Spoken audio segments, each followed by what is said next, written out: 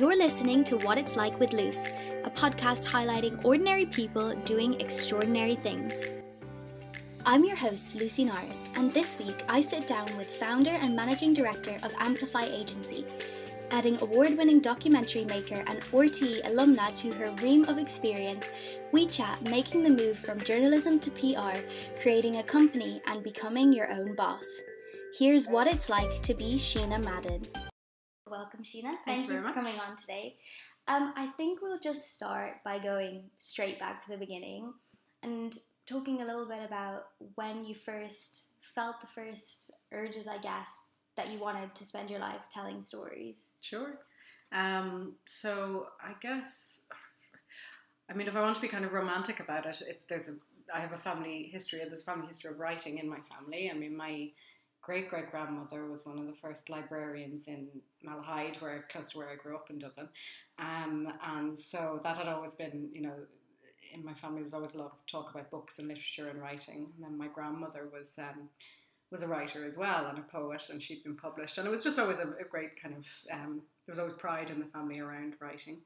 So I grew up and got my grandmother's old typewriter and used to write little short stories, and my parents always kind of fostered that in me, which was really great. And then when I was about 11, I won like a short story competition in school, and I won I think it was a year-long voucher for Dublin Bus or something like that. But I do remember being really proud that and also pinpointing, this must be something that I'm good at, because I think writing is one of those things that you do it for me anyway. I started doing it for pleasure, but you're kind of it took me a long time for the confidence to grow, to actually show somebody. So for even just something like that as an 11-year-old, kind of having that stamp of approval that people read something you've written and say, actually, you're pretty good at this, that, slowly builds your confidence. So I think, since a pretty young age, I think I knew that writing in some form was something I wanted to do. Mm-hmm. So then when you were at school, did you know kind of around your exam time that you wanted to then go and pursue journalism straight away? I took an extremely complicated route into journalism. So all through school, English and art were the predominant things. So business as well, but it was I was always going to do something in either the arts or in writing, to do with writing. For at the end of my leaving cert, I planned to go straight into study journalism, and I got a place in I think it was UCD at the time to study journalism. But I decided to take a year out, and in that year I met somebody, and we moved in together and got engaged, and I had my first son. So within a year my life took a totally different trajectory, and my eldest son Cameron was born, and he is almost 17 now, so that tells you how long ago that was. So I took a few years. I think during that time when I was at home with him, I did some jobs in that time, I worked in retail, and I just took some time, and it was always still in the back of my mind that I wanted to study journalism, but I had a young baby, and I was still young as well. I was 20 when I had him, so I was really just figuring it all out. So I went back to college, I think when I was about 23. I decided that I'd kind of waited long enough and I'd go back to college. So I enrolled in Dublin Business School and went back and studied journalism as a mature student at 23. I think it's so funny how they call you that. Well, do you know what? I did business for 2 years, decided that wasn't for me, then dropped out and said, do you know what? I'll pursue what I always wanted to do, and I did journalism. So that would have been I graduated in 2011. So 2007. I would have started and done a 4-year course part-time in journalism. And I suppose around the same time that I started college, I had been writing for my own pleasure, really. I was always interested in music as well, so I was writing a music blog, and I was kind of doing some submissions to different blogs and things like that, and blogging was a really big thing then. There was loads and loads of music blogs around that you could submit to and everything, so that was great just for, I suppose, keeping keeping those muscles flexed.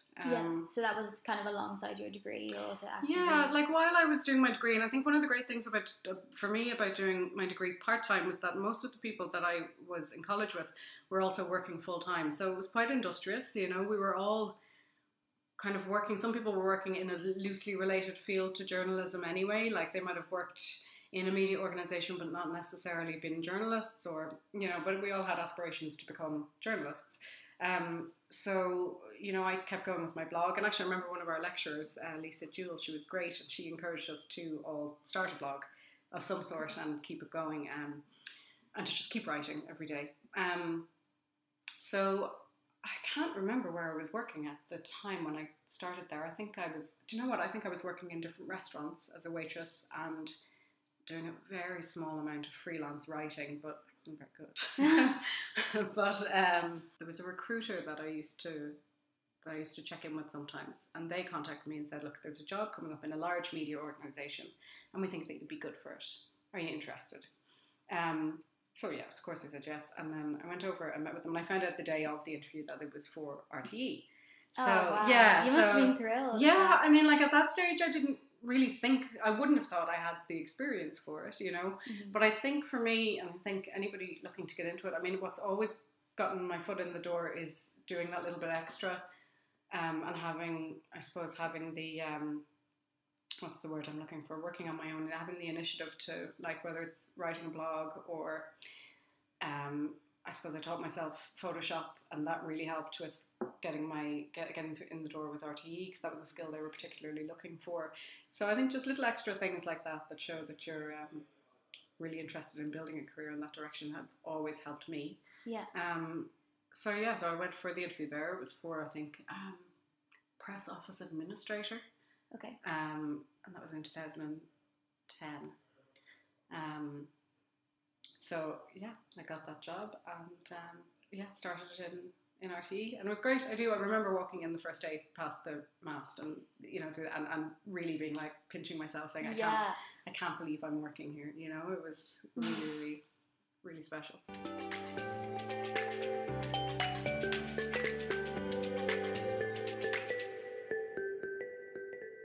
So you started in RTE on the press administration office, and then you moved into radio, is that right? Yeah, so I started as the way it was then was everything was I suppose split up into divisions. So if you were I was hired to work in the radio press office. So I moved from being the radio press office administrator to a press office, I suppose, account manager type. For a long time I worked primarily across Radio 1, but also then across 2FM, Lyric, digital stations. My Irish isn't great, so Ornagy was always handled by colleagues out there. But it was, I think I was probably the administrator for about a year, maybe a year and a half, and then the opportunity for promotion came up, so I went for that job and got that. And I had a really great boss at the time, Joe Hoban in RTE, and he really guided me in a good direction, kind of championed me. And there were lots of people in there actually who really rooted for me and helped me figure things out, and it was a really lovely environment to kind of, I suppose, grow a career. Mm-hmm. So that really helped. And I saw that you then went on to produce a radio documentary. So can you tell me a bit more about that? Because I read I guess you call it synopsis of what it was about. It sounds so interesting. So I'd always been, I worked really closely with Documentary on One, which is the radio documentary unit in RTE. And they're just amazing. Like, they're one of the best documentary units in the world. They've won so many awards at different ceremonies, and they're just, they share docs with NPR in the States and CBC in Canada and ABC in Australia. They're just, and it sounds like an ad for them, but they're just brilliant, and I always loved working on publicising documentaries. And the way they work, they're very open. They have their documentary producers who are outstanding, just brilliant radio makers and journalists. But they'll always take a good story. So they're very open. Like, if a member of the public has a really good story, they'll bring them in and work through it with them and help them to produce it. So I went to Kieran Cassidy, a colleague of mine, and said, look, I have this idea for a documentary. I think it would be really good on radio. And so, you know, I think with these things, they're always bigger in your head, you know, so it's like, oh God, how am I could never do that. And, you know, so he just said to me, do you know what, just email me the idea, you know. So, and I said, okay, well, will I put together a document, or will I, you know, and he was like, no, just email me, you know. So did like, you literally just want a paragraph about what it would be about? Yeah, or? It's like, if you can't make it sound interesting in a paragraph, you know, it's not, maybe it's not that interesting. So I sent him a paragraph about the idea, and they commissioned it. But obviously we fleshed it out a bit more, and I went into more detail and kind of, yeah, it was commissioned based on me saying this is the idea. Because I think all good stories are just built around, you know, it's about the story, you know. So in the case of my documentary, it was about a con artist that posed as an immigration lawyer in Yale Law School and ended up conning lots of illegal Irish immigrants, or illegal Irish immigrants, you know, if you're people who were staying there without visas, out of money by saying that he had found a loophole in the green card system. Yeah, it was an amazing experience. Like, it was commissioned. I went over to New York, met with the state attorney in Connecticut, went up to Yale where, you know, the scam had happened, and, you know, met with them. Actually, I'm still very good friends with the private investigator, who is from Cork originally, but has been living in New York since she was 17, and she was kind of, I suppose, responsible for helping to bring this guy to justice. So, you know, I mean, the opportunity to go over and record all of that and go on a stakeout like with a private investigator, it was pretty surreal. But like, I mean, I suppose to be in somewhere like RT where they have, you know, and the budgets, well, I don't know, but you know, they're modest enough, you know. Did they send a team with you, or was it your own? No, I did it myself. You did it yeah. Wow, So they taught me how to use the equipment. And I remember the first day going out, and I didn't bring a Zoom mic or anything. It was the big kind of, I can't even think of the name of it, but it was the proper documentary recording equipment with the big kind of boom mic, with the fluffy cover on it, and everything, you know. And I remember arriving over my first day in New York. First of all, I remember going through security with all of that recording equipment, and it was just a nightmare. The questions you get. And then I remember I arrived there. Was 2015, and it was November, and it was really, really cold, and it was just after Thanksgiving, and I think it was Black Friday when I arrived, because I was staying in like the middle near Penn Station, and I had to get a scarf or something, and I went out, and it was just bedlam. It was so busy, like the shops were just like New York on Black Friday. It was insane. I was really nervous about. I'd been in New York before, but years and years and years before. And I was by myself, and I was kind of, I'd normally be quite capable of that kind of thing, but I did feel quite intimidated, I suppose, because I had all of the equipment with me. So I went for a ride on the subway at night, which I wouldn't advise anyone to do, but that's what I did. And I'd say even figuring out the subway on your own, all of this equipment was scary. So I guess it was, and somebody actually had given me the tip. One of my colleagues in RT had said, you know, go and get used to the equipment. Without the pressure of having to interview somebody. So, you know, I kind of just went for a ride on the subway and walked around and got some wild track or some atmospheric sound that I could use anyway in my documentary. But it was brilliant. Like, I got some great recordings from that because it's New York and you're on the subway, like, you know, and you've got this big boom mic with you. So I had these guys coming up going like, what is that, a cat? And, you know, being able to put all of that into it was just, it was such an amazing experience. So made the documentary, got home, spent a long time editing it. Did you edit all yourself as well? Yeah, again, I had I suppose my mentor and my the lead producer, and that was Kieran Cassidy from Documentary on One. So they would have always he would have always been in the supervisory role, and he showed me how to use Pro Tools, how to use all the equipment properly to edit it. And then he'd kind of leave me at it, and I'd go and do it. And I took 2 weeks off work to do it because obviously that wasn't my job. My job was in the press office. So oh yeah, of course. Yeah. So did they mind you? Is it kind of a system of where you were allowed leave to go and work on an RTE project, or was it a bit like, no, that's very separate from your job? I think they do these things on a case-by-case basis. Okay. I'm not sure what the policy is, but I took 2 weeks annual leave to do it. Okay. So I did it in my own time. Yeah, like it was amazing. It was a fantastic experience. I learned how to make a radio documentary, and then the following year, I entered it for 2 New York Festivals Awards, and it won silver in both categories. So amazing. yeah, I think it was international relations and social affairs, Okay. which was just again surreal. I flew back over to New York with my mum, and went to this award ceremony with like just people like journalists that I would have admired for a long time. Just to be at the same table as them was pretty incredible.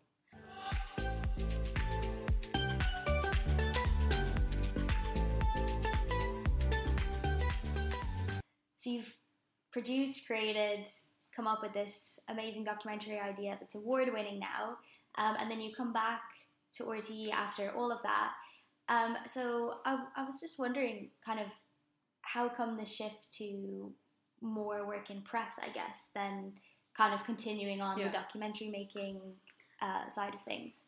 To be honest, I mean, when I came back after that, and it was always something I did kind of around my career development in press and PR anyway. I also then did quite a bit of writing for RTE.ie and for their digital side of things. And I think I just reached a point in RTE where I was there 7 approaching 8 years, and I kind of reached a point where I felt I had got as much as I was going to get from that environment. You know, like it's no secret, like they kind of were making a lot of cutbacks a few years ago, and and still are, and things were tight, and I just didn't feel that there was the opportunity for me to grow in either direction, to be honest, in terms of my career in communications or journalism. So I guess I kind of had a choice to make. Mm-hmm. So I was really just, like, when I got the job in RTE, just keeping an eye out and seeing what's there and keeping my options open. And a job came up in a small company called Stillwater that that I hadn't heard of before, but I kind of I liked what they had on their website, and they seemed to be very focused on storytelling and that kind of thing. So I applied for that, and I was offered the job, and it was kind of really only then that I said, okay, well, I'm going to have to make a decision now. Will I stay or will I leave? And everybody, of course, told me I was insane to leave RTE and the security of it. And, I think that there was just talk of a redundancy package coming up the following year, and that I should wait for that.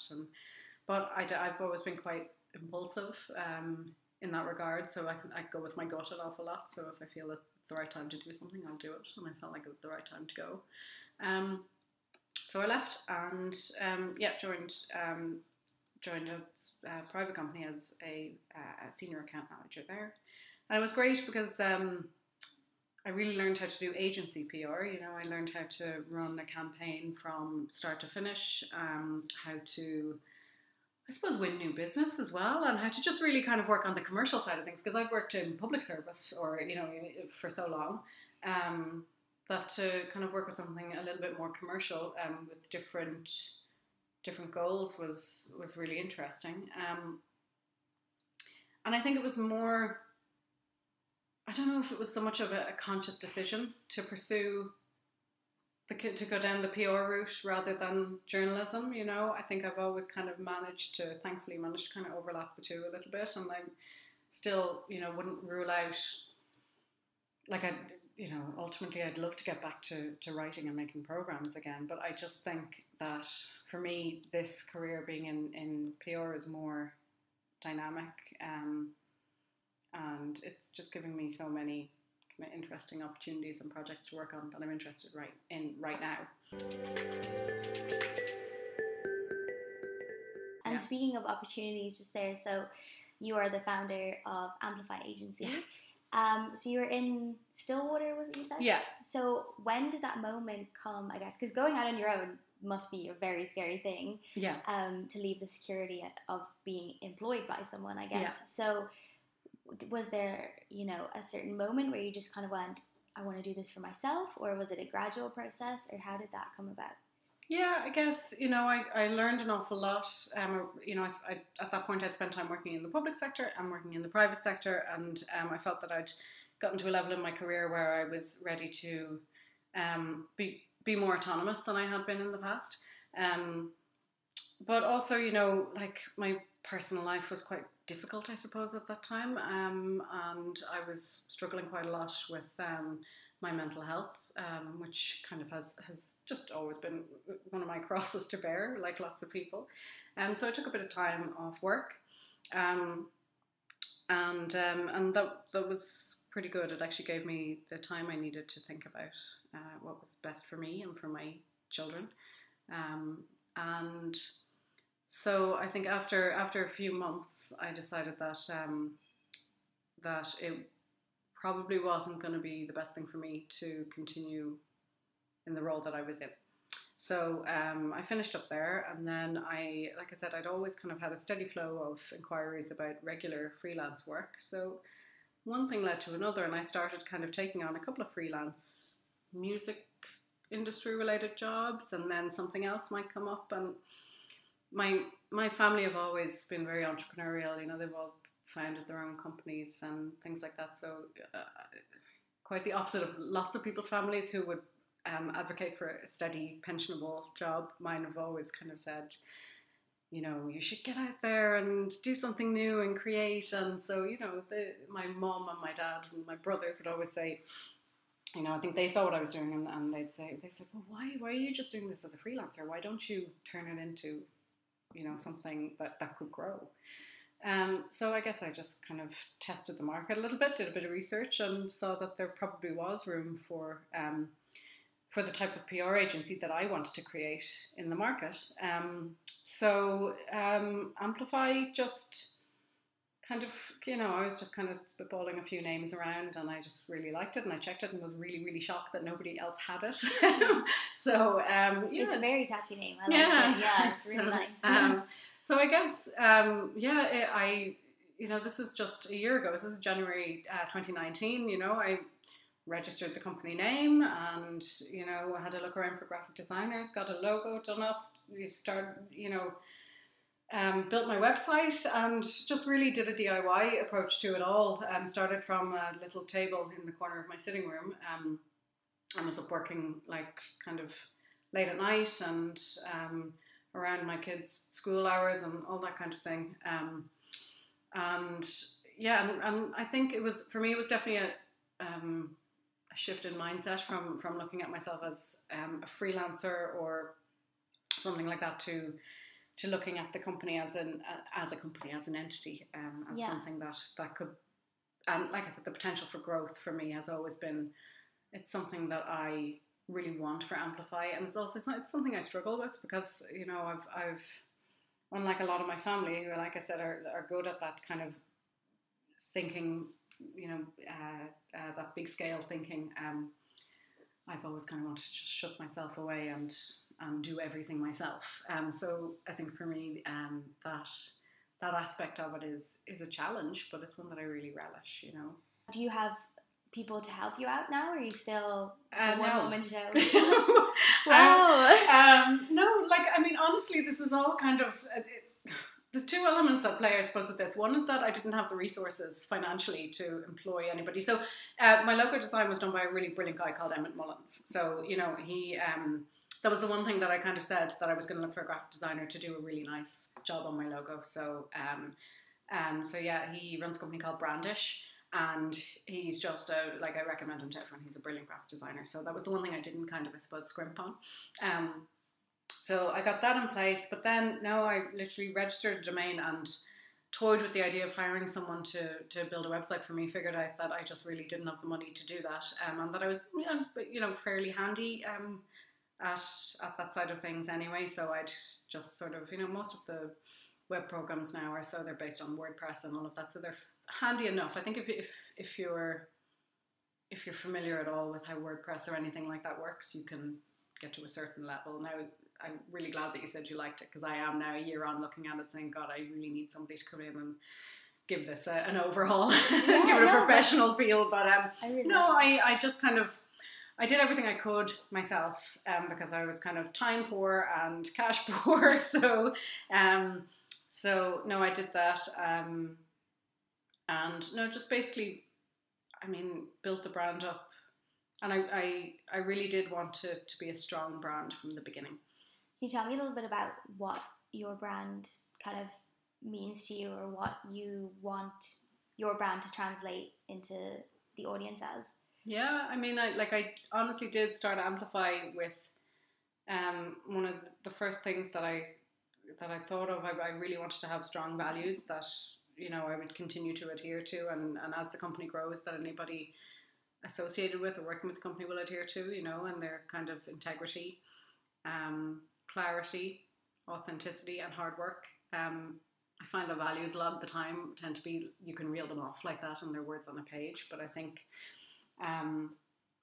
for me, I use them an awful lot, and I stress test them a lot. Like, you know, when I have decisions to make, when I have business decisions to make, you know, I do tend to go back to, okay, am I being authentic here? Is this really me and my brand showing through? Am I communicating this message with clarity? You know,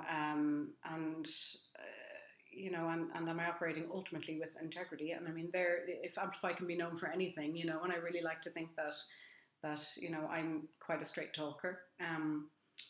I think in terms of, particularly because it's a PR company, something that really boils my blood is when people say, oh, so you're a spin doctor. It really bothers me, because I just think that good communication is the furthest thing from spin that you can get. I think good communication is about helping people figure out what the messages they need to get across are. But, you know, it's authentic, it's already there, it's true. And they just need assistance in maybe getting that message, you know, to the right people in the right way. Mm-hmm. But I think if you don't do that from a place of authenticity, then it's going to come across as false.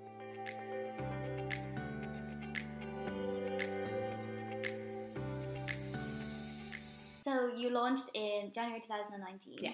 And you've been working away. Was there, or has there been a moment, maybe like the securing of a client you particularly really wanted to get on board, that kind of made you sit back and be like, wow, okay, this is really going to work out for me? Yeah, I've had a few of those moments, which it's been really, really great. I have to say, there's nothing like it. And I was never particularly someone who always dreamed of running their own business before. But now that I'm doing it and I'm having those moments, it's addictive. Like, it really is, you know. So I think anytime I secure, you know, work with a client, I'm really lucky to be able to just work with people that I gel with and on projects that I really believe in. And I think that's one of my core values as well, is that I do have to really believe in the potential of, whether it's music or whether it's you know, a startup that I'm working with, that, you know, I have to be convinced by it in order to convince other people of its merits, you know. So anytime I secure a contract is a really great moment, you know. And there's been some, I've had some amazing clients, you know, this year, in the past year. And something I find as well is if somebody calls me up to inquire about work and says that I've been referred to them by either a previous client or somebody in the industry, that's really heartening. Like, to think that somebody has either worked with you or heard of you and recommended you. That always makes me smile. Yeah, I'd say. So also, I would just be curious to know, for you, what does success mean? I think success for me, I think it's about freedom. I think success is, you know, having the freedom, and that can come in many different forms. I mean, if you have the freedom to love your job, to spend the time you need to spend and you want to spend with your family, to enjoy what you do every day, to have enough money to be able to, I suppose, live the life that you want to live. It's a cliche, you know, but it is really just having that freedom to enjoy your life, to to its fullest, you know. And then just to wrap everything up, if you put yourself back in, let's say, your 10-year-old self shoes, from where you're sitting now today, what's the biggest piece of advice you would give yourself back then? Go with your gut.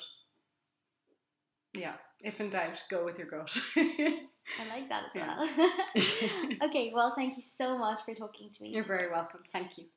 Thank you so much for listening, and as always, please don't forget to share, comment and rate this podcast if you like what you hear.